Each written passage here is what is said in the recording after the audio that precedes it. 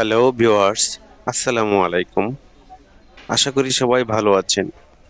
আরও একটি নতুন ভিডিও নিয়ে আসলাম আপনাদের মাঝে। আজকে আমি যে প্রোডাক্টটি নিয়ে কথা বলবো সেই প্রোডাক্টটি হলো ডিবিটেক প্লাস।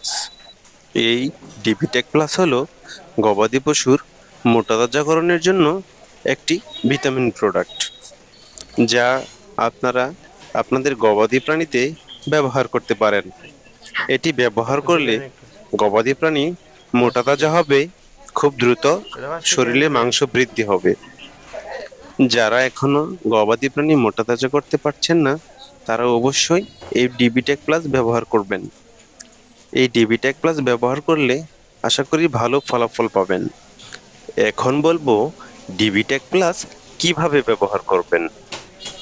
গরু ও মহিষ অর্থাৎ বড় প্রাণীর জন্য প্রতিদিন 50 গ্রাম করে 2 বার ব্যবহার করবেন।